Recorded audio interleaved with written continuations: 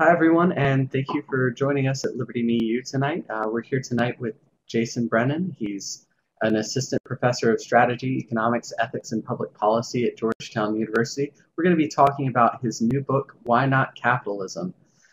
He's the author of several other books, including Compulsory Voting for and Against, Libertarianism, What Everyone Needs to Know, and The Ethics of Voting, as well as others. And he is working on two new books, Markets Without Limits and Against Politics. But I think this is going to be very interesting. I've heard even from people who don't like Jason Brennan in some other contexts that this is actually a good book anyway. So I'm excited to read it. I put it on my reading list, and I hope you will too. And without further ado, I'll turn it over to Jason.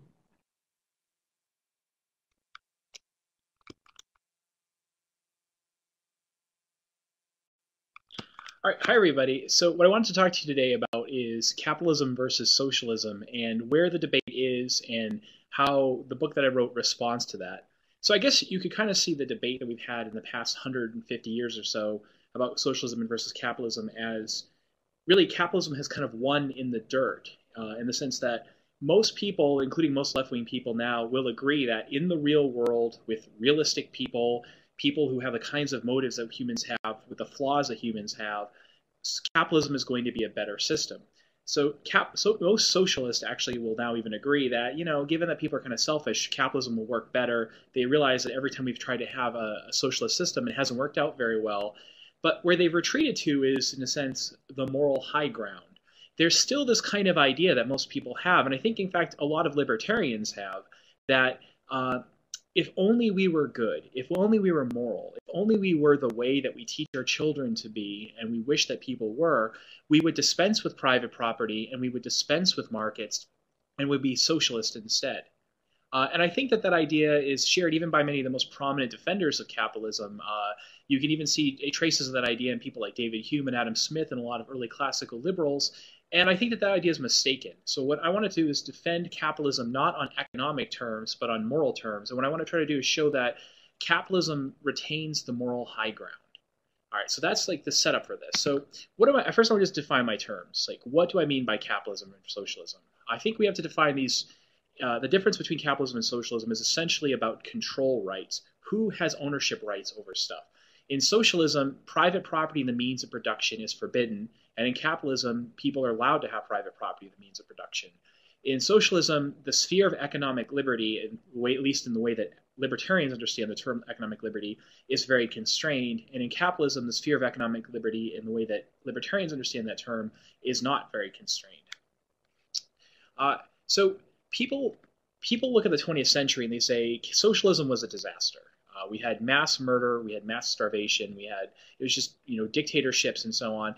But they look at this and go, the problem was with the people, not with the system. I mean, you have some people even saying things like socialism is a good theory, but not for this species. The problem is that socialism asks us to be kind to one another and loving towards one another, but the best that we can come up with in a socialist system is a Pol Pot or Stalin. But the problem seems to be with us, not with socialism.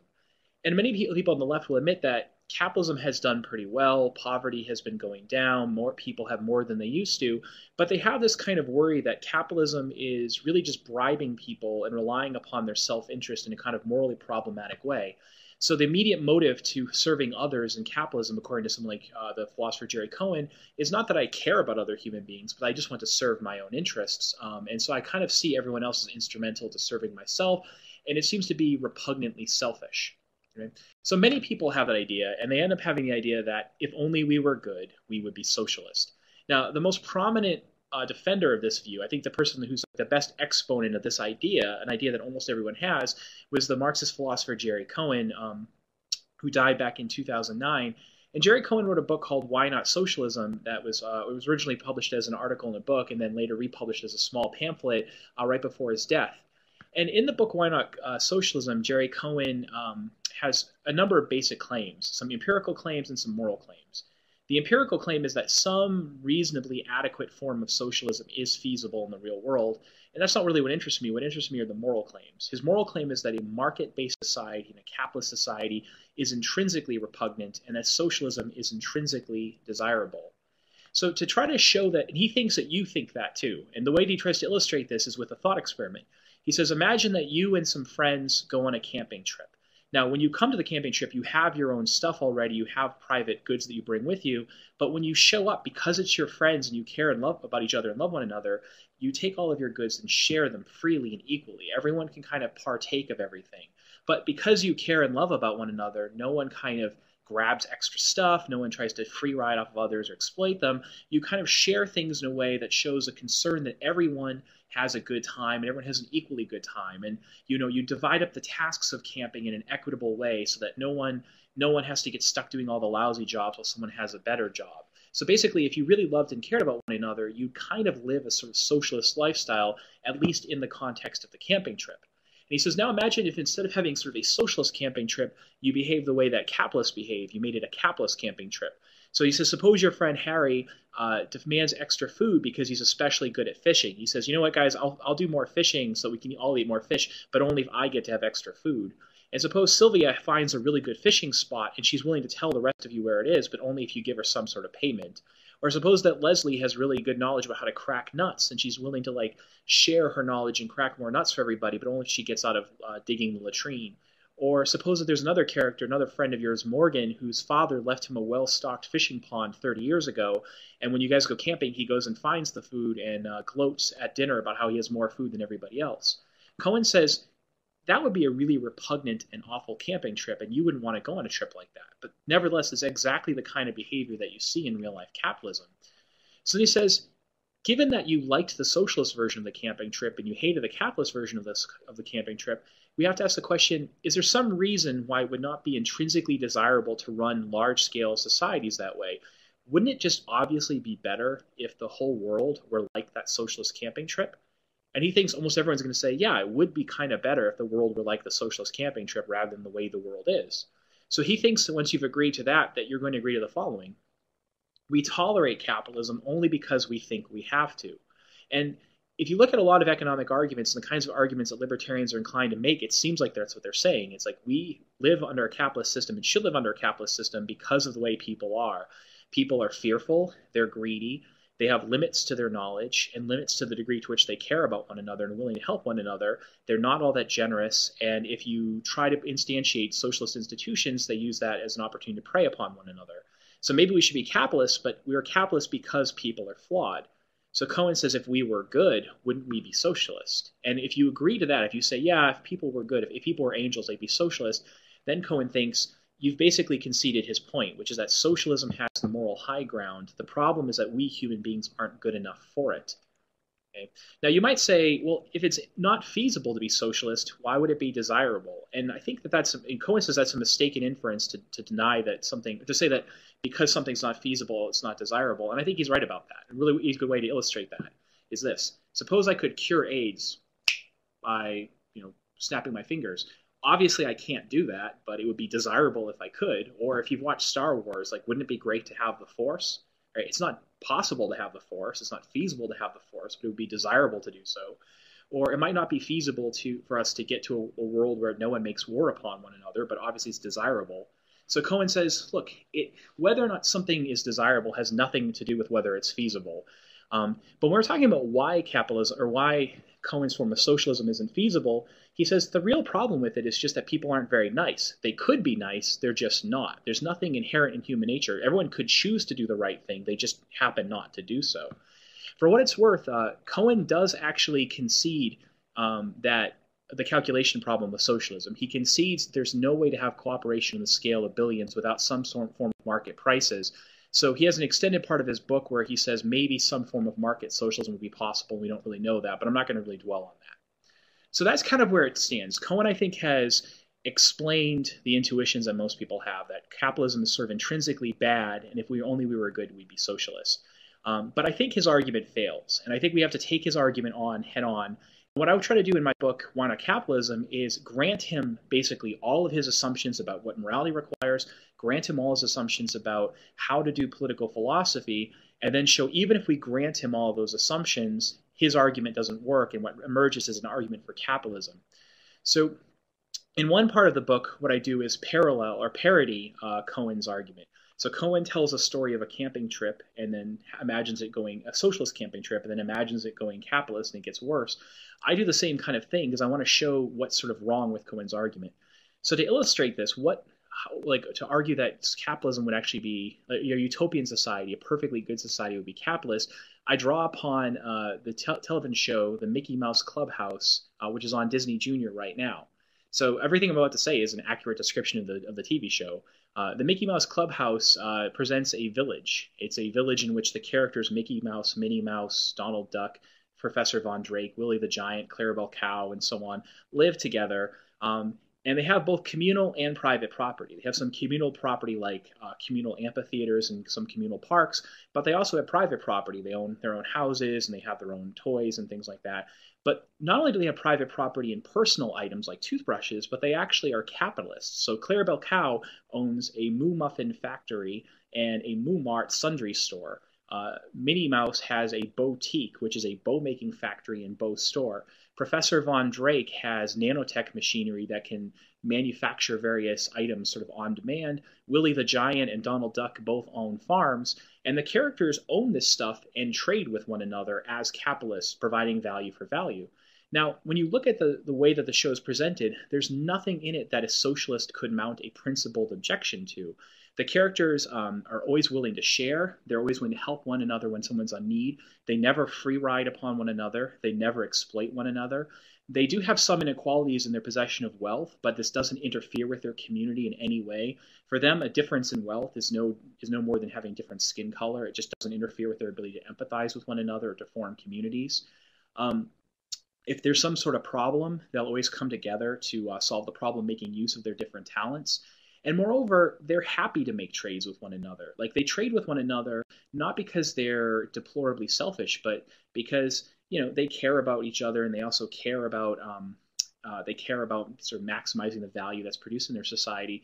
And moreover, one thing about this is that Minnie Mouse, why does Minnie Mouse want people to buy bows? She doesn't want people to buy bows as a favor to her. Right?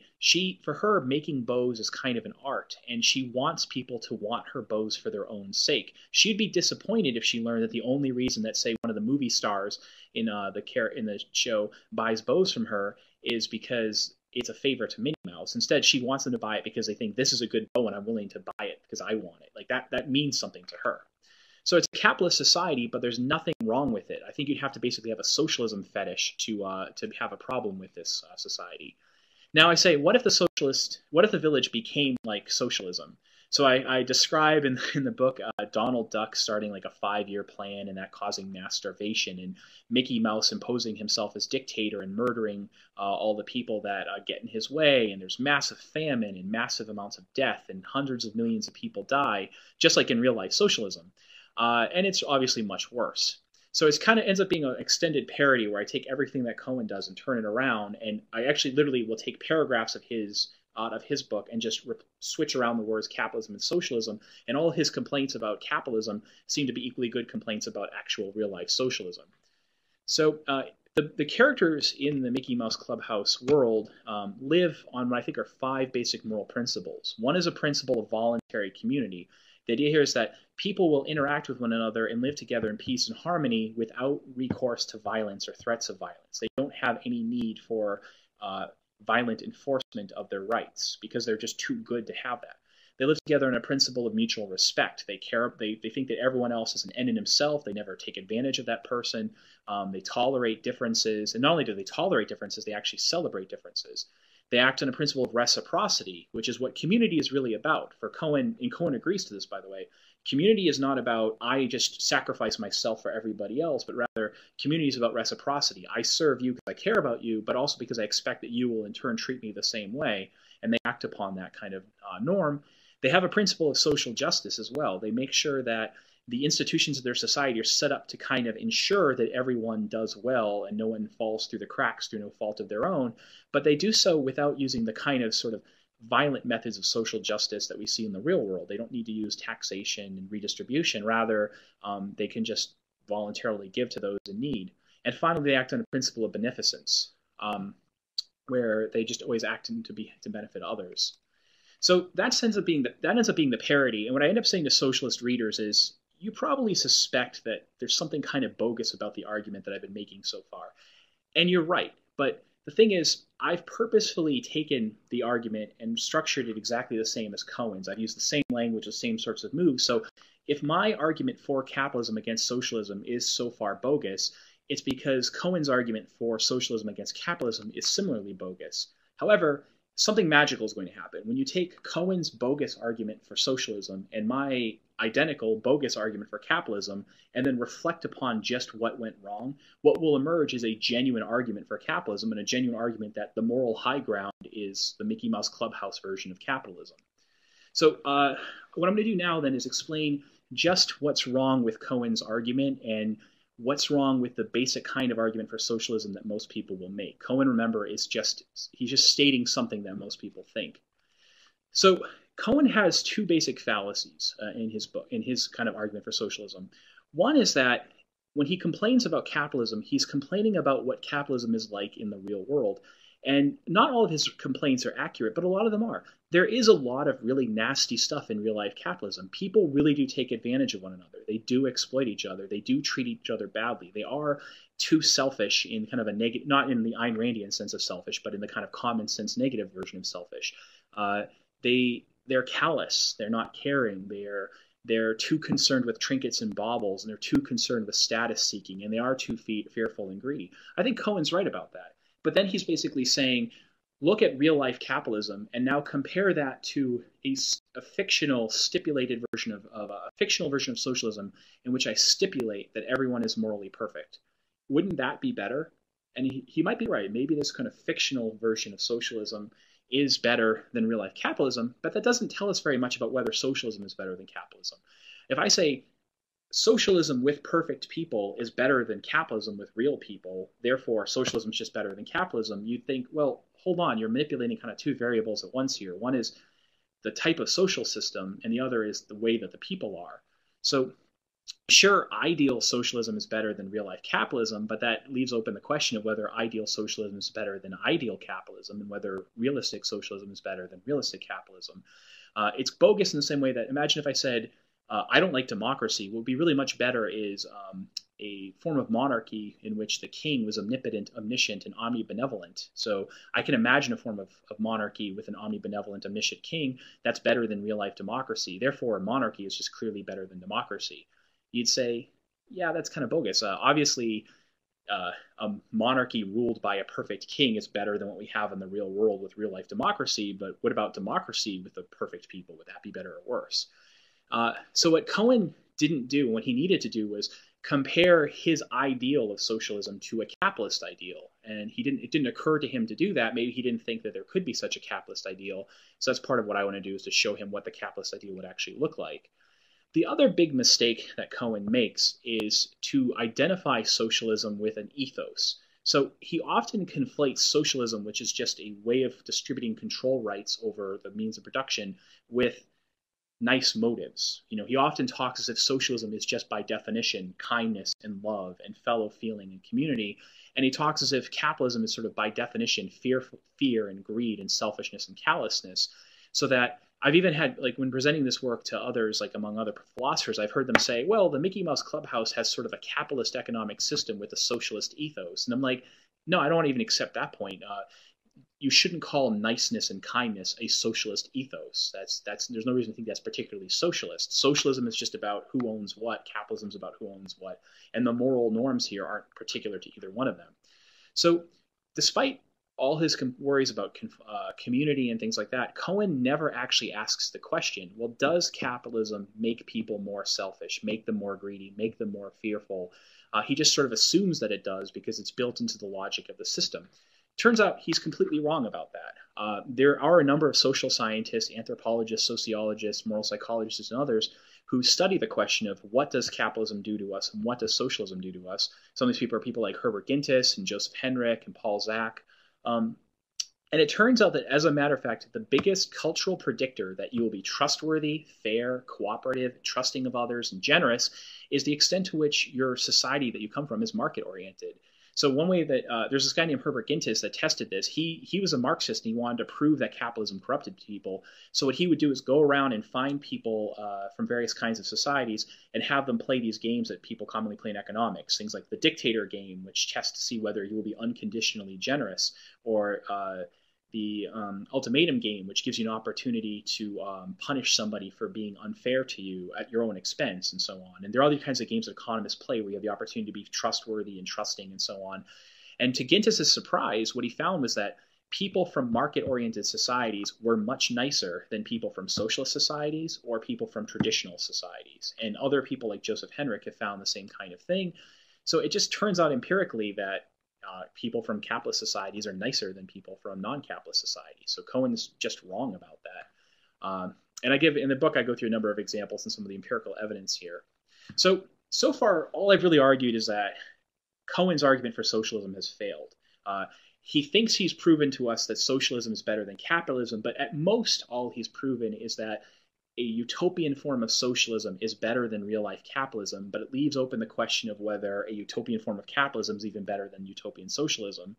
And he hasn't shown us that capitalism has any corrupting effects on our character. He's sort of assumed that, but it turns out he's mistaken about that. So the final bit that I have to do in this book is to try to explain to him why utopian capitalism is even better than utopian socialism. And if I do that, if I succeed in doing that, then basically I've captured the moral high ground for capitalism. Because remember, the debate so far is capitalism works better in terms of economics, socialism works better in terms of morality. I want to take away that from the socialists and say capitalism is better economics and it's better from a moral point of view. So let's get to the utopian part. What do I mean by utopia? What I mean by utopia is this, and I'm following Cohen here. Imagine a world that's exactly like ours, where human beings have the same abilities, the same cognitive abilities. They're not any smarter than we are. They don't have any kind of omniscience or anything like that. But just suppose everyone's morally perfect. We just ramp up their morality. We turn the moral meter all the way up to 10. No one ever does the wrong thing. Everyone always chooses to do the right thing. And people have whatever motives they should have according to morality. So the question here is, would that utopia be capitalist? Would it be socialist? Or would it be something else altogether? What kinds of economic institutions would utopia have, if any? Cohen just kind of assumes without much argument that it would be utopia, that it would be socialist. But I want to show is that it would actually look quite a bit like the Mickey Mouse Clubhouse. That's what utopia is. So what does it take to prove that utopia would be capitalist? It really takes two things. One is I have to explain why there would be private property in utopia, why it would make utopia better to have private property than to do without it, in particular private property in the means of production. And two, why they would make use of markets and have extensive libertarian economic liberty, and why that would make utopia look better. Okay, so let's start by defining property rights. Like, what do we mean when we say that somebody has a property right in something, such as this Anna figurine that my son Keaton owns? What do we mean when you say Keaton owns this? We say that things like this. Keaton can he can use this object at will. He can play with it whenever he wants. He doesn't have to ask permission to use it, provided he sort of respects other people's rights. He can alter it. He could color on it. He could break it in half, so he could destroy it if he wanted to. He could sell it or give it away or transfer it to someone else or even rent it. He could use it to earn income, I suppose. If someone else damages this thing that belongs to my son Keaton, they would kind of owe him compensation. They can't destroy it or use it without his permission. And finally, everyone has a sort of a moral obligation to respect all of these rights. So that's what a property right is. It's a bundle of rights over things. Now, when economists are asked to defend private property, the kinds of arguments they give usually rely upon flaws in human nature. So economists will say things like, if we don't privatize items, if we leave them in the commons, this will lead to something called the tragedy of the commons, in which everyone will use the resource too quickly and overuse it because they have no incentive to keep it around. They worry that other people will use it first and that it won't be preserved. But that kind of argument we can't use right now because we're supposing for the sake of argument that everyone is morally perfect. We're imagining a world in which people have no moral flaws. So in a world without flaws, people don't have tragic commons. So most of the kinds of arguments for private property that you get in basic econ don't work here. And that's what Cohen is relying upon to get you to an argument for socialism. However, what I want to show you is that even if people were morally perfect, even if they were so good that they could make socialism work, they'd still have reasons to have capitalism. Now, since we're not relying upon these economic arguments, we're going to be looking to more kind of aesthetic type arguments, or arguments that have to do with like the meaning we get out of life. So let's think about a few reasons to have capitalism or have private property. One is that human beings are project pursuers. We have ideas that we want to implement in the world. We have things that we want to do, projects we want to work on over a sustained period. And to pursue these kinds of projects requires a sustained at-will access to goods. So you can't see it, but like right over there are all my guitars and my amplifiers and stuff like that. And one of my projects is to, play certain kinds of music. And in order for me to be able to do that the way that I want, I need that stuff over there to I need to count on that stuff being there tomorrow. I need to count on people leaving that for me to use and not just taking it willy-nilly. If it were open for everyone to use, even if there were lots of different kinds of instruments and we had like an abundance of them, it would be hard for me to kind of implement my goals. And that's just for something as simple as a hobby. Now think about like writing a book or working on a farm or so on. Now, a lot of socialists would agree to this point. They'll say, yeah, we agree to that. We think that there should be private property in personal goods such as Anna figurines or guitars, but there shouldn't be private property in the means of production, because why would you need that? Why would you want sustained exclusive access to, say, a farm?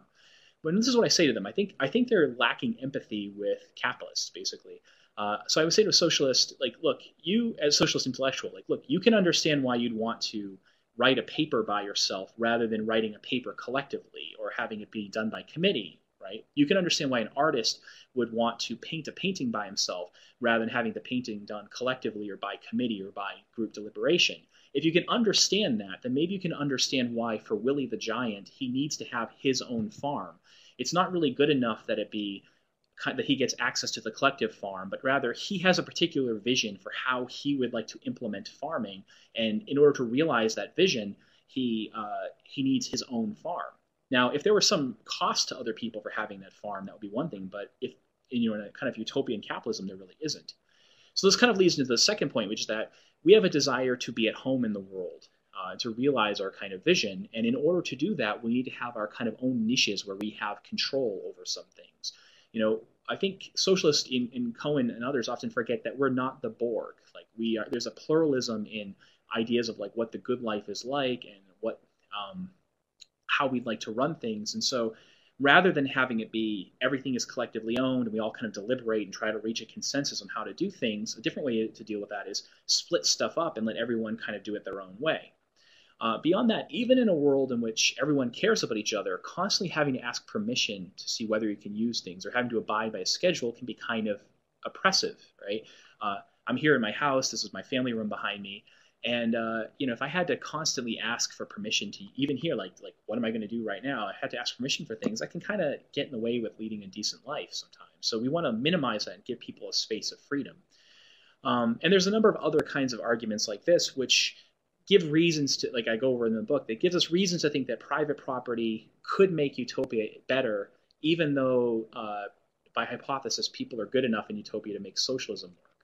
So with that, I want to move on to some of the arguments for why they have markets. So far I've kind of given a few justifications for having private property and the means of production in utopia, but now let's think about the reasons for markets. There's two basic reasons. One is that people in a utopian system want to be self-authors, or at least we want to let them be authors of their own lives. The decisions that we make with regard to how we consume, how we purchase, how we choose, what trade-offs we make between one kind of good and another shape who we are, not only express who we are, but shape who we are. So when you allow people to make those decisions for themselves, they in some sense become the authors of their own lives. When those decisions are made collectively for them, then they're not really authors of their own lives. So for that reason, we have at least some prima facie reason to want people to have a large sphere of economic liberty and to be able to make the kinds of trade-offs and contracts and so on that people make in markets. But beyond that, there's actually a benevolence-based reason to have a market. And this is something that Jerry Cohen, I think, has to agree to because, in his own words, he concedes that so-called bourgeois economics, by which he just means economics, is basically sound. So remember, all the people in utopia are hypothesized to be perfectly benevolent as anyone ought to be. So think of it this way. Imagine if I had this magic wand here. It's actually a hex bug container, but imagine it's a magic wand. And if I were to wave this magic wand, it would instantly make everyone in the world 30 times richer. Would this serve the common good? I think you'd have to agree it would, and Jerry Cohen, my intellectual opponent here, would agree that it would. Now suppose I have a weaker version of the magic wand. I wave it and it makes everyone 30 times richer, but it takes, say, 150 years to do that. Jerry Cohen and most socialists would agree, yeah, that wand serves the common good. Now imagine instead of having a magic wand, I have a philosopher queen. It's now Anna again. And Anna, the philosopher queen, comes up with a plan for how to run the economy. She gives everyone a task, like you can be either a doctor or a farmer. She gives you some options. You can be a doctor or you can be a farmer. Some other person can be a veterinarian or an artist. You can be someone who works stocking shelves or something else. She comes up with a plan, and if we all abide by her plan, it turns out that we'll all get 30 times richer over a course of 150 years. Now, socialists are going to say that benevolent people who want to serve the common good will want to go along with the philosopher queen's plan. After all, going along with her plan is basically equivalent to waving the magic wand. And if people are perfectly benevolent, they're going to want to wave that wand. Unfortunately, it turns out that there's no such thing as a philosopher queen. No one can have that level of knowledge. That's what the calculation problem socialism shows. And Jerry Cohen agrees with that, and most socialists nowadays agree with that too. However, there is something that's kind of like waving the magic wand, and that's the market. What the market does, what market prices do, is coordinate people's activities in the way that the philosopher queen would want, which is equivalent, remember, to waving that magic wand. Now, that's true to some degree even in the real world, in which there are market failures, in which people will take advantage of one another and hurt one another. It's even more true under utopian conditions, in which people will never exploit one another, never take advantage of one another, and never do anything that socialists would think is morally wrong. So it looks like in utopian conditions, we have reasons to have private property in the means of production and reasons to make use of markets, which means that even if we were good enough to be socialist, it'd be even better to be capitalist. But there's one final argument which I think is kind of decisive here, which is just this. Which would you choose? If you had to choose between living in Cohen's utopian camping trip or in the Mickey Mouse Clubhouse utopian capitalist village, let's say with real people rather than anthropomorphic animals, which one would you like? Now, the people who are watching this right now, you're not a random group of people, but I've asked that question in front of maybe 200 or so philosophers in the academy, most of whom are quite left-wing. And even when I ask them that, the overwhelming majority of them say they'd rather live in the Mickey Mouse Clubhouse village than in Cohen's camping trip. And the thing is, that seems to be evidence that the camping trip is better. But the funny thing about that, that seems to be evidence that the Mickey Mouse Clubhouse world, Mickey Mouse Clubhouse capitalism is better than utopian socialism. But the funny thing is, it's actually a trick question, because the cool thing about utopian capitalism is that it doesn't make you choose, and that's a reason why it's better. People are different, right? And some people would like to live in a socialist kibbutz. And the thing about clubhouse capitalism is that it's totally fine with that. The Mickey Mouse Clubhouse has a capitalist superstructure, but if, say, libertarian kind of capitalist, anarchist, voluntary superstructure, but if the Smurfs were to come in and wanted to run a little Smurf commune in the middle of it, the other characters would be totally fine with that as long as the Smurfs were likewise tolerant of the capitalists. So what's kind of funny about this, I think, is that Jerry Cohen, my opponent, his first major book that really got all people's attention was a critique of the libertarian philosopher Robert Nozick's Anarchy, State, and Utopia. And in Anarchy, State, and Utopia, Nozick says that utopia is not all one thing. Because people are different, there's a plurality of different ways of living. There's not one society that's best for everybody because we're so different from one another. So instead, what utopia would really be is a meta-utopia in which different kinds of society could flourish side by side, and people would be free to choose whichever society they want. They wouldn't be stuck in any one of them. And so you'd have a libertarian framework, though some people might choose to live kind of non-libertarian societies within that framework. And so what I think ends up happening is if we follow Jerry Cohen's methodology the way he wants us to and do it consistently, unlike what Cohen does, he does it inconsistently, what you end up getting from Cohen is the vindication of Nozick's Anarchy, State, and Utopia. I think Cohen's argument for socialism, properly understood, ends up becoming an argument that Robert Nozick was right all along about what utopia is like, and utopia would be kind of libertarian framework. So the conclusion of all of this is here's what you get. Sure, Cohen's right that ideal socialism is better than real-life capitalism. However, ideal capitalism is better than ideal socialism, And realistic capitalism is better than realistic socialism. So capitalism basically dominates over socialism from both a moral point of view and an economic point of view. In the real world, with flawed people who are greedy and fearful and selfish and mean, you want to have capitalism instead of socialism. But if I could wave a magic wand and make everyone morally perfect, you'd still want to have capitalism rather than socialism. So no matter what, capitalism beats socialism. Socialists are basically offering us an inferior product. In the real world, capitalism encourages entrepreneurs to give you things that you want at prices you can afford to pay. But under ideal conditions, it does even better because it gives you an opportunity to live under your own personal utopia. Okay, so with that, I will open it up to questions.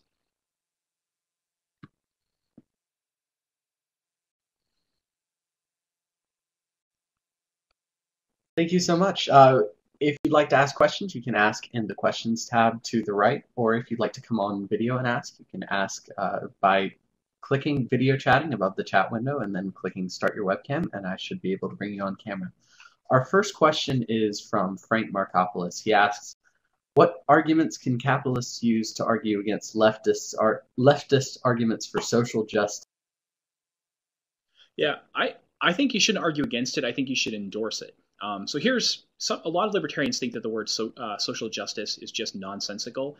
They might be right, but if it is a nonsensical term that's just used for rhetorical reasons, then you should just use it too in order to disarm them. You should say, I'm a capitalist because I endorse social justice, and their heads will explode and they won't be able to make anything of it.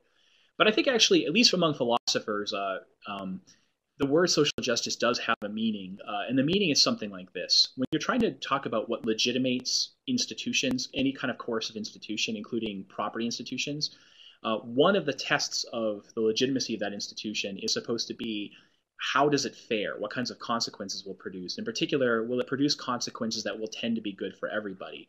And even someone like John Locke, when he's trying to justify private property, makes use of a social justice-y type concern. He says, in order for you to have an exclusive right to some part of the world that at one point wasn't owned and everyone had access to and could use, you have to think about the consequences it has on everybody else, and you should make sure that it leaves enough and is good for others and tends to make their lives actually better. And if you look at the second treatise, that's what he says. I think that capitalists can say social justice is realized in capitalism. In fact, it's realized better in the real world. It's better realized in capitalism than it is in socialism. You can just look at like how well people do.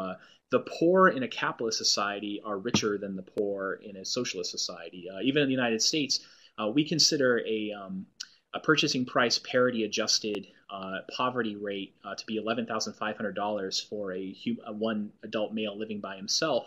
That's over the median income in the world. It's over the median income in the world too. That's richer than most. That's about 4 times richer than the typical person alive right now. Countries that are highly capitalist, what they consider their poverty rate is richer than what's the median level of income in non-capitalist societies. So, and that's even before you take into account any welfare benefits, any transfers, or anything like that. Now, in the Mickey Mouse Clubhouse world, they realize social justice. They realize like socialist versions of social justice. They just do it without socialism. They do it because the capitalist economic system makes it so people don't need handouts in the first place. It makes them rich. It makes them rich by its normal operation. And then if some people fall through the cracks through no fault of their own, people will just give charitably. I think what a lot of leftists do is they confuse the question of social justice with guarantees. They'll say things like, we want to guarantee that people get certain outcomes. And I say to them, it's an empirical question whether any particular economic system produces results. You can't treat a law as a real guarantee. There's a difference between guaranteeing, as when an economist says that quadrupling the minimum wage would guarantee unemployment, versus guaranteeing as expressing a firm intent, as when George Bush guarantees that no child will be left behind. So just use the language of social justice and argue for capitalism on that basis. That's my final view. Do you think that libertarians, and others for that matter, get a little bit too attached to particular words instead of trying to use words the best they can to convey particular meanings? Yeah, I do think that's true. I think, like, take the issue with social justice. Hayek wrote that claim that social justice is mirage and it's a nonsensical term, and he's probably accurately describing how most people at the time he was writing were using that. But then Hayek at the same time read Rawls's theory of justice and said, yeah, I basically agree with Rawls. He and I disagree on just like some terminology. Hayek says, I think that there is a question of justice in the design of institutions, and I basically accept Rawls's view of what the principles of justice are. I just disagree with him about the economic things that realize those institutions, or like what institutions would be justified. But I accept Rawls's view of what counts as a justification. So that's the way of putting that. Is he basically says, I accept Rawls's test of good institutions, but I disagree with him about what institutions pass that test. So I think libertarians have kind of decided we're going to use the word social justice. Social justice is a flag that the left waves, and to be libertarian and show that you're on the libertarian team is we're going to refuse to use that word. That shows fidelity to our side. I don't see any point in doing that. It disarms your opponents if you use their language. And if you want to convince people, you have to talk in terms that they understand and their premises. It's one thing if you say, Ayn Rand is right about morality and that therefore capitalism, but most people on the left are going to go, Ayn Rand is crazy about morality and I'm never going to be convinced of that. So I'm not, if that's what it takes to justify capitalism, no thank you. So if you say, you guys, you leftists are correct about morality and you know what's justified on that basis? Capitalism. Then they go, wow, I didn't realize that. And for what it's worth, I mentioned before that I presented like a longer version of this paper basically in front of about, I don't know, maybe 200 or so philosophers over the past year and a half. The normal response I've gotten from left-wing professors has been, wow, you're right. I'm really surprised. But yeah, you're right. Utopia would be capitalist. So what I'm doing here seems to work. Excellent. Emily Wall asks, in a morally perfect capitalist society, are we still assuming unlimited wants?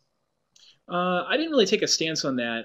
I'm not sure if it would make a difference. Because I guess the question is, would it be morally bad to have unlimited wants? I guess if it would be, then I have to assume that they don't have unlimited wants, and if it wouldn't be, then I can assume that they do. I'm not sure if it would make a difference. I think Cohen would say that in some sense people would have unlimited wants, even in socialism. They'd always want to have more rather than less, basically for Hobbesian reasons. To be rational is to want to achieve your goals, and the best way to achieve your goals is to acquire power after power in the sense of having a greater means at your disposal. So Jerry Cohen himself, the socialist I've been arguing with, he says that money is like a ticket. The real wealth that money represents is a ticket. To have more of it means it's like having tickets to do various things and achieve your ends. So it makes sense to always want more of it rather than less. I think if he's willing to say that, then I should be willing to say it too. But I don't want to. I'm not really sure if I have to say they have literally have unlimited wants. I wanted to point out for those who haven't seen the book covers, Cohen's book has just one very unhealthy-looking flower being held out on the front, and then Jason's book has just a bunch of very thriving flowers. I think it's yeah. That was I got so excited when I saw the covers next to each other, and that was great.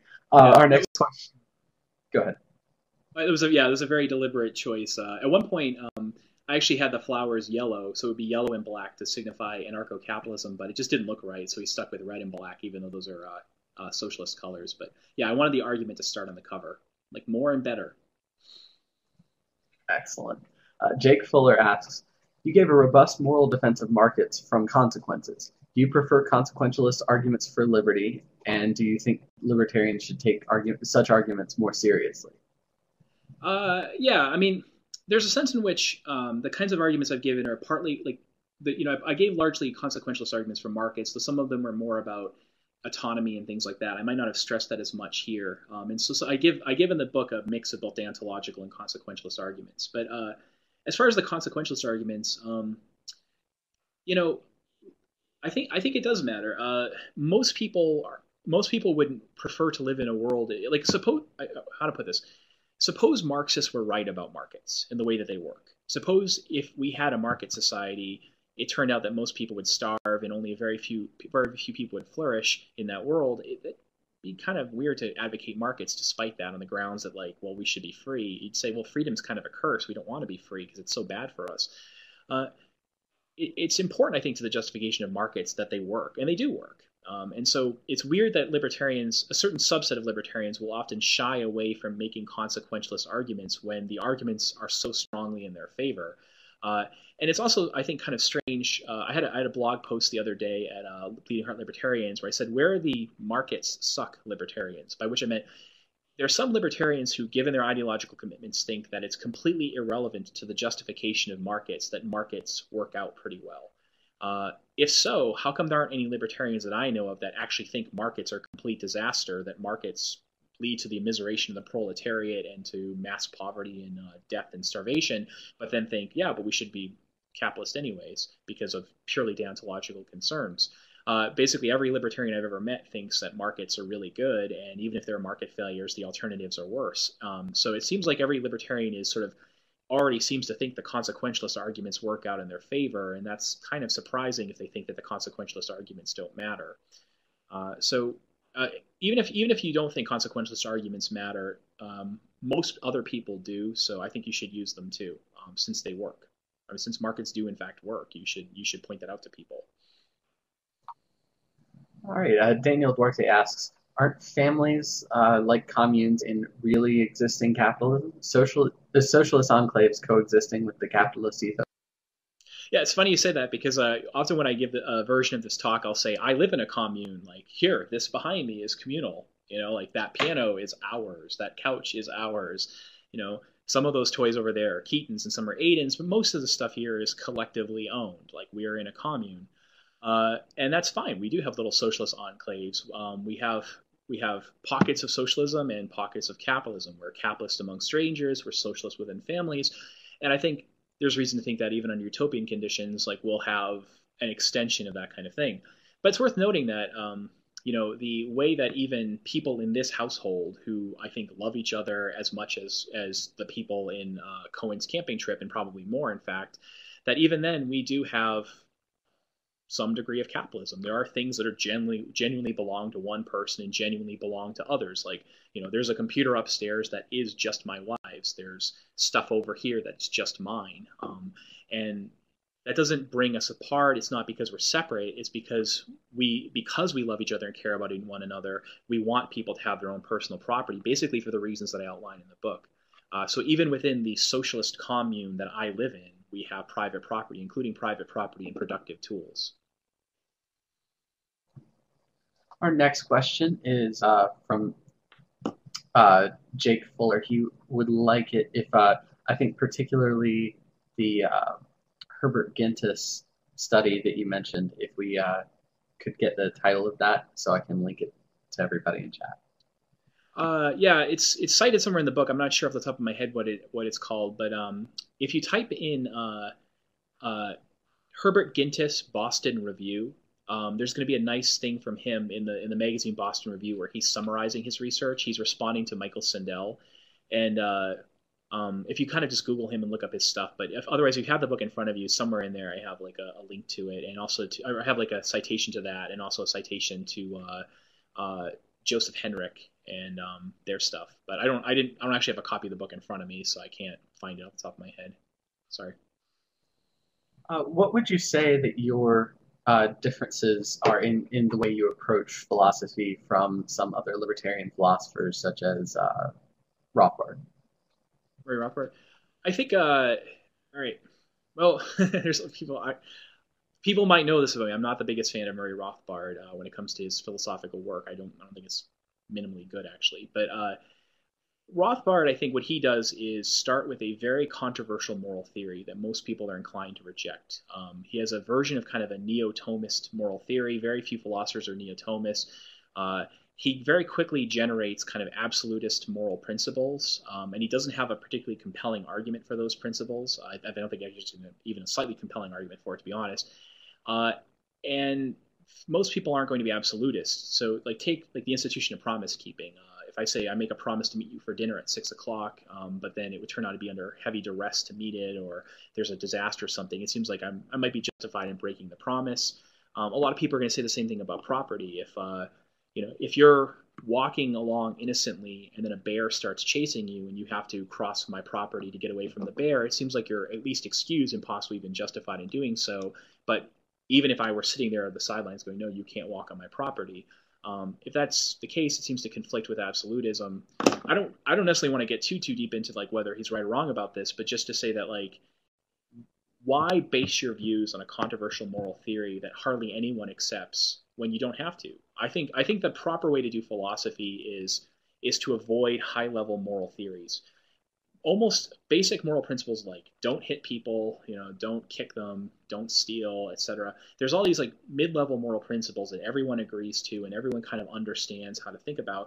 And then the moral theories that we use to try to systematize these are all more controversial than the principles themselves. Now, there's a purpose in doing moral theory, but you're hardly ever going to convince somebody of something on the basis of some abstract moral theory. So I think what you should do is be like Peter Singer. Peter Singer has a crazy moral theory, a certain type of preference satisfaction, act utilitarianism. Hardly anyone accepts that, and he has arguments for it, but most people don't find them compelling. But when Singer wants to convince you to say give more money to charity, he doesn't do it by first arguing that his version of utilitarianism is right and then showing that leads to his conclusions. Instead, what he does is he takes some thought experiments that generate intuitions that you already have and shows it leads to principles that you already accept, and then tries to show you that according to your pre-existing moral views, you're committed to the view that you should be giving more to charity. And he does similar things when he wants to argue that you shouldn't eat animals. It's drawing out the implications of what people already believe. And I think that's just a more effective way to do political philosophy, in part because I'm sort of skeptical about the validity of most high-level moral theories. I actually wrote my dissertation in defense of moral theorizing, and then after I wrote that defense, I kind of changed my mind and think that most high-level moral theorizing is kind of bad. So would you characterize yourself as an ethical intuitionist? And as a related question, what are your thoughts on Problem of Political Authority, Michael Huemer's book? As far as meta-ethics, I think it gets us a little too far afield to describe exactly what my meta-ethical view is. But I think what I've been saying so far is compatible with a wide range of meta-ethical views. Because the thing here is that you can have moral knowledge. To say like you have moral knowledge doesn't require that you have a high-level theory that you derive things from.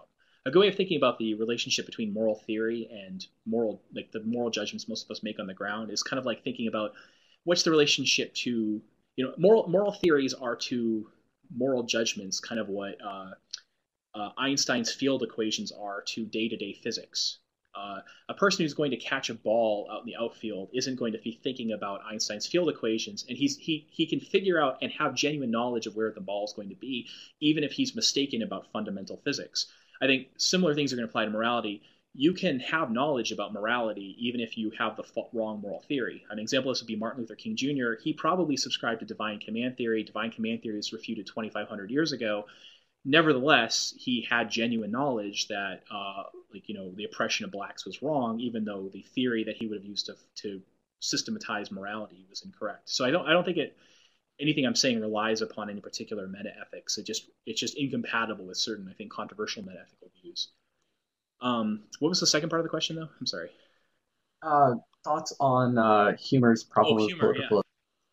Yeah, humor is a great example of the kind of approach that I recommend. I wrote one of the blurbs on the back of that book. I said it was a fantastic book. So humor has controversial conclusions. He thinks that that we should be anarchists. He also thinks that there's no duty to obey the law, which actually is not that controversial in political philosophy. That's actually the most common view now, thanks to a guy at University of Virginia named John Simmons. But when Huemer wants to get to these conclusions, he doesn't start by saying, here's some high-level moral theory and a bunch of principles that you probably don't agree with, and I'm going to try to show you that they lead to this conclusion. Instead, what he does is he relies upon the moral knowledge that people already have. He relies upon that they understand what's right and wrong in a bunch of basic situations, and then he's showing them that their beliefs in the authority of the state is incompatible with other things that they already believe, and he's basically creating a tension. It's like, you either have to say a bunch of things that you're going to think are crazy about a number of other situations, or you're going to have to give up the idea that the state has authority. And when he shows that there's this tension, the only rational thing is to give up the belief in the authority of the state. And then when he wants to justify saying the argument that anarchism would actually work, he tries to do that on the basis of empirical work and so on. So I think Huemer is a nice example of the kind of approach I recommend, which is start with the basic moral knowledge that people have. Pretty much everybody has inconsistent moral beliefs, and what you do in moral theorizing is show that there's an inconsistency, and then kind of get to your conclusion by showing people the best way to resolve the inconsistency is to give up one thing in favor of another, something they're more confident in. Our next question is from Jake Fuller. He asks, you mentioned Paul Zak. Can you tell us more about what neuroeconomics is discovering about the benevolence of humans under free? Yeah, Zak has a book called Moral Markets. It's an anthology, actually, of all the kind of research. And what has he said about this? I mean, he writes a lot about oxytocin and how that creates bonding and allows us to empathize with one another. But his basic view is that one thing that ends up happening with market society is that you as an entrepreneur are constantly having to think about what other people want in order to satisfy them. And your primary motive at first might be selfish, like you're providing something that they want, such as, Anna figurines from Frozen, because you want to make money for yourself, but then you end up empathizing with them and thinking through their needs, and that makes them more human to you. And beyond that, it's also like in a market, you interact with so many people, and the natural thing for human beings is when you might start interacting with somebody purely out of a selfish motive, purely because you want to make a trade with them. But when you interact with that person over time, you come to like them more and care about them more. You become more tolerant of them, and you care about them more. So there's this famous quotation by Voltaire on his letters from England, where he says, "Go to the London Stock Exchange, and there you will see Muslims and Christians hanging out side by side with no degree of antipathy, and they will eat lunch together and be friends. And you'll see, people of all different nations interacting with one another, and people who would otherwise be at war become friends. And the reason is because when you have continual interaction with others, you can tend to like them more. And it just turns out empirically, this markets breed tolerance, which breeds acceptance, which breeds genuine fellow feeling." Is true. And in the book, actually, I cite one of the studies on that, but I can't remember off the top of my head who wrote that. But I know that there's a paper in the American Political Science Review recently that was like testing that hypothesis and said that it looks like it's right. Excellent. Well, I'll put out a last call for questions now and let people know about some of the stuff going on this week at Liberty Me and next week. Tomorrow night at 8 p.m. Eastern, we've got Thaddeus Russell. He's going to be talking about renegade history. Friday night, we've got Jason King of Sean's Outpost. He's speaking on outcompeting the welfare state with a special focus on the role of cryptocurrencies. Saturday night, Roger Ver, also known as Bitcoin Jesus, is going to be talking about the future of Bitcoin. Sunday night, we've got Jeff Tucker. Monday night, we've got the continuation of Bob Murphy's class. Tuesday night, we've got Adam Kokesh talking about his book, Freedom. And then Wednesday night, we're starting Rick Rule's course on, it's going to be really, he promises very in-depth and somewhat dry, but it's going to be an in-depth course on junior mining investment and how to do things like valuations of companies and such. So that should be really interesting stuff. Hope to see you back this week. Daniel Duarte asks, if not Cohens, what is the strongest argument against libertarianism? And what have libertarian philosophers done to counter? Yeah, so there's sort of, I think at this point, like there's no good argument against libertarianism under utopian conditions. If we're talking about what would a perfectly just society look like, I think at this point, someone has to respond to me, and no one's done that yet. And even when I presented this APA, no one has a good counter argument. So under utopian conditions, my view is the state of the literature is that we are winning right now, and someone has to produce a response to this kind of move. But under non-utopian conditions, under conditions in which people are genuinely morally flawed, I think that's when you get into the questions about, like, well, what is the extent of real-life market failure versus real-life government failure? And this becomes empirical. Hardly, I'm someone who thinks utopia would be libertarian. I'm not convinced that you can justify private property if it were a complete disaster, and that there might be limits on private property if it turns out it doesn't work out that well. So if it turned out that, say, markets were not very good at self-regulating and governments could regulate them much better to prevent massive economic disaster, that'd be a pretty strong reason in favor of having government intervention to the economy. If it turned out that we couldn't provide anything like an adequate level of the so-called public goods under a pure market society, then I think that would be a pretty good argument in favor of having governments provide that. If it turned out that under a market system, a large number of people, with real life people, a large number of people are going to fall through the cracks through no fault in their own, I think that starts to become an argument in favor of redistribution. And Rawlsians wouldn't even call it redistribution because they would deny that you would have a claim to the stuff that you're being taxed to in the first place.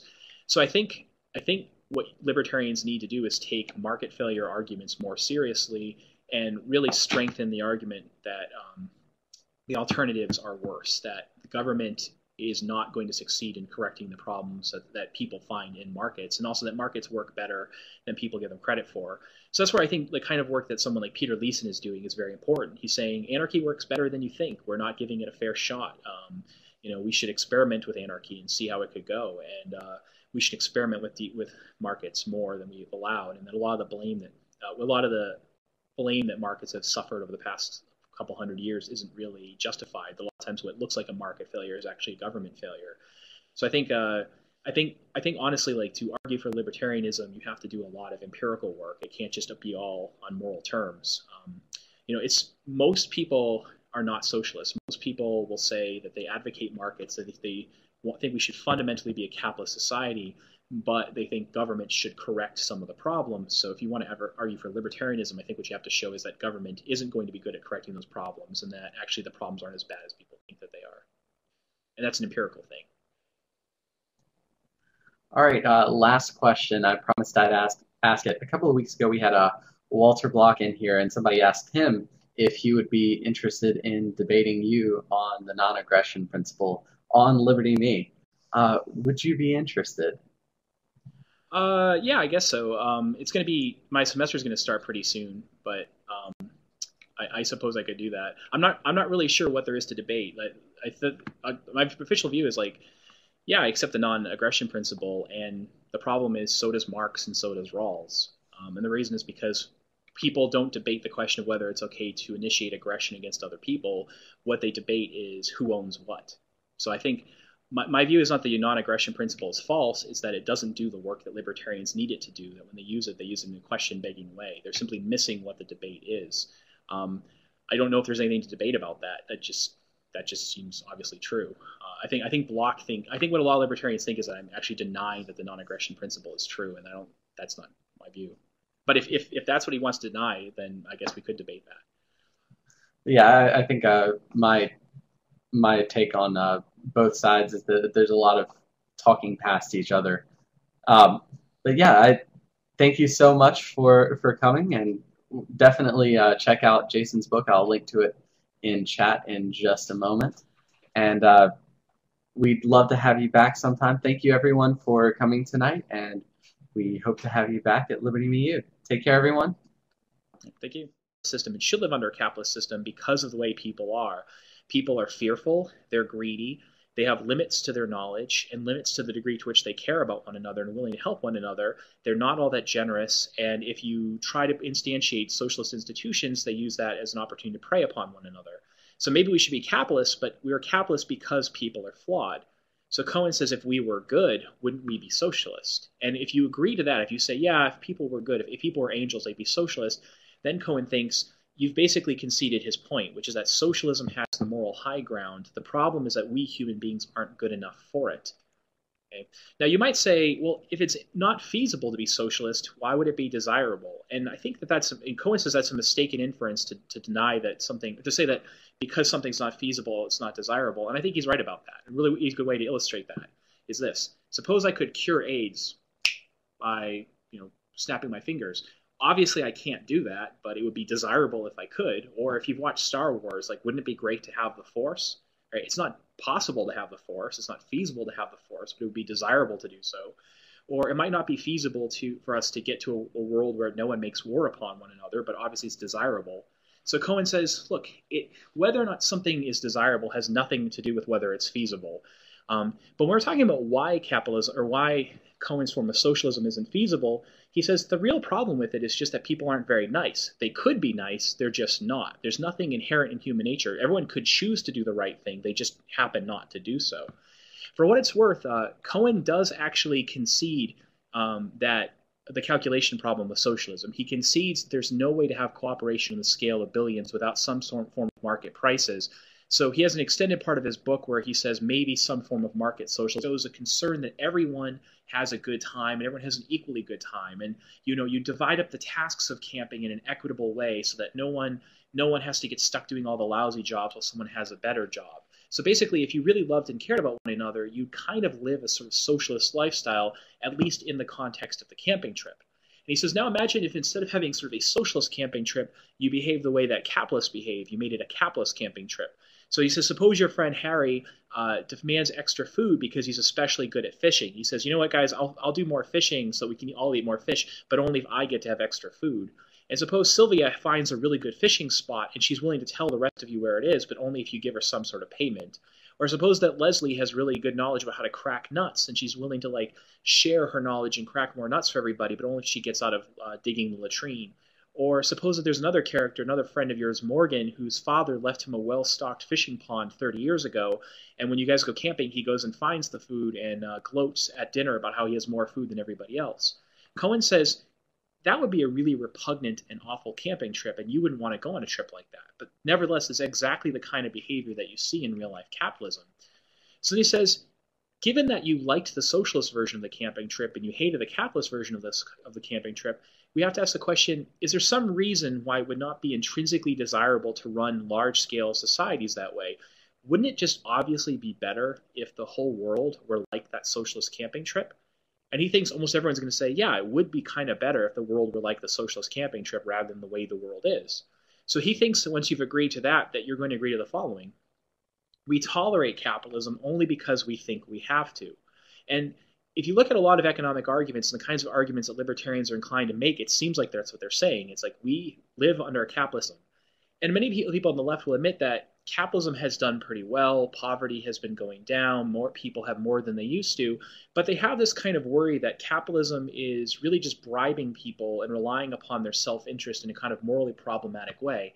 So the immediate motive to serving others in capitalism, according to someone like the philosopher Jerry Cohen, is not that I care about other human beings, but I just want to serve my own interests. And so I kind of see everyone else as instrumental to serving myself, and it seems to be repugnantly selfish. Right? So many people have that idea, and they end up having the idea that if only we were good, we would be socialist. Now, the most prominent defender of this view, I think the person who's the best exponent of this idea, an idea that almost everyone has, was the Marxist philosopher Jerry Cohen, who died back in 2009. And Jerry Cohen wrote a book called Why Not Socialism that was it was originally published as an article in a book and then later republished as a small pamphlet right before his death. And in the book Why Not Socialism, Jerry Cohen has a number of basic claims, some empirical claims and some moral claims. The empirical claim is that some reasonably adequate form of socialism is feasible in the real world, and that's not really what interests me. What interests me are the moral claims. His moral claim is that a market-based society, a capitalist society, is intrinsically repugnant, and that socialism is intrinsically desirable. So to try to show that, and he thinks that you think that too, and the way he tries to illustrate this is with a thought experiment. He says, imagine that you and some friends go on a camping trip. Now, when you come to the camping trip, you have your own stuff already. You have private goods that you bring with you. But when you show up, because it's your friends and you care and love about each other and love one another, you take all of your goods and share them freely and equally. Everyone can kind of partake of everything. But because you care and love about one another, no one kind of grabs extra stuff. No one tries to free ride off of others or exploit them. You kind of share things in a way that shall. But where they've retreated to is, in a sense, the moral high ground. There's still this kind of idea that most people have, and I think, in fact, a lot of libertarians have, that if only we were good, if only we were moral, if only we were the way that we teach our children to be, and we wish that people were, we would dispense with private property, and we would dispense with markets, and would be socialist instead. And I think that idea is shared even by many of the most prominent defenders of capitalism. You can even see traces of that idea in people like David Hume and Adam Smith and a lot of early classical liberals. And I think that idea is mistaken. So what I want to do is defend capitalism not on economic terms, but on moral terms. And what I want to try to do is show that capitalism retains the moral high ground. All right, so that's like the setup for this. So first I want to just define my terms. Like, what do I mean by capitalism and socialism? I think we have to define these. The difference between capitalism and socialism is essentially about control rights. Who has ownership rights over stuff? In socialism, private property and the means of production is forbidden, And in capitalism, people are allowed to have private property, the means of production. In socialism, the sphere of economic liberty, at least in the way that libertarians understand the term economic liberty, is very constrained. And in capitalism, the sphere of economic liberty, in the way that libertarians understand that term, is not very constrained. So people look at the 20th century and they say socialism was a disaster. We had mass murder, we had mass starvation, it was just dictatorships and so on. But they look at this and go, the problem was with the people, not with the system. I mean, you have some people even saying things like socialism is a good theory, but not for this species. The problem is that socialism asks us to be kind to one another and loving towards one another, but the best that we can come up with in a socialist system is a Pol Pot or Stalin. But the problem seems to be with us, not with socialism.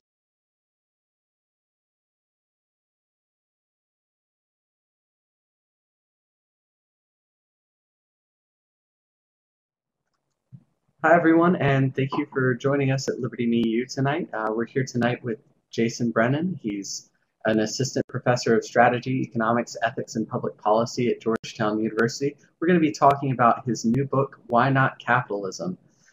He's the author of several other books, including Compulsory Voting for and Against, Libertarianism, What Everyone Needs to Know, and The Ethics of Voting, as well as others. And he is working on two new books, Markets Without Limits and Against Politics. But I think this is going to be very interesting. I've heard even from people who don't like Jason Brennan in some other contexts that this is actually a good book anyway. So I'm excited to read it. I put it on my reading list, and I hope you will too. And without further ado, I'll turn it over to Jason.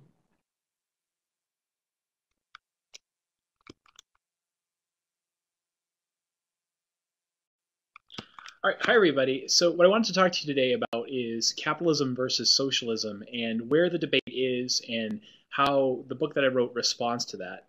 So I guess you could kind of see the debate that we've had in the past 150 years or so about socialism versus capitalism as really capitalism has kind of won in the dirt in the sense that most people, including most left-wing people now, will agree that in the real world with realistic people who have the kinds of motives that humans have, with the flaws that humans have, capitalism is going to be a better system.